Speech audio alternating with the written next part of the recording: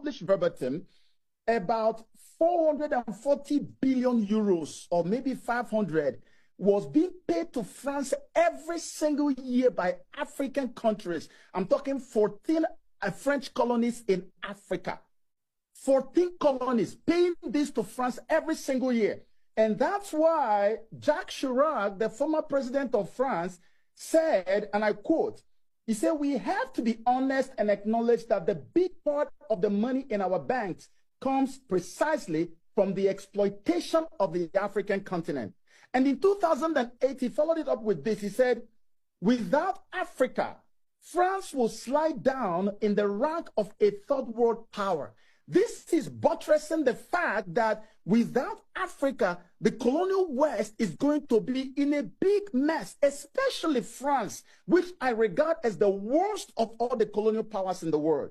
So when Russia showed up, guess where it started from? It was from the Sahel, one of the French colonies, and that was Mali.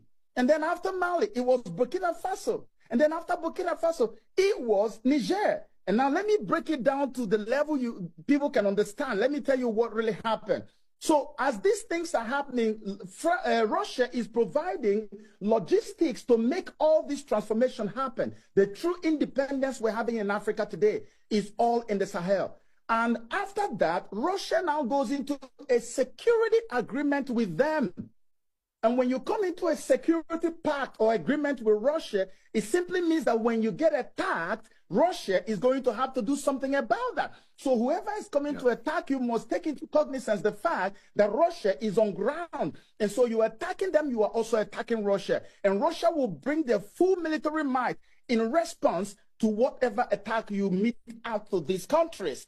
In between 2023 and 2024, Russia sent about 100 boots on ground after sending a bunch of military weapons, hardware, and stuff like that to Burkina Faso. And guess what? When the Kursk incursion, which I call Ukrainian misadventure, that was meant to distract Russia from its mission in Africa, when that happened, Russia had to cut down on the number of troops that were in Burkina Faso and quickly send them to Kursk. And which means that whatever the West did through Ukraine worked by distracting Russia. So they took some of the guys to Kursk to go and fight alongside the North Koreans and the other guys who were fighting to rescue that country and at the or that region. So at the end of the day, they have now fewer troops, Russian troops on ground that are there to protect Ibrahim Traore. That is apart from the guys that are very close to him in his protection. Guess what? At the end of the day, the mission of this troop, 100 troops that Russia sent,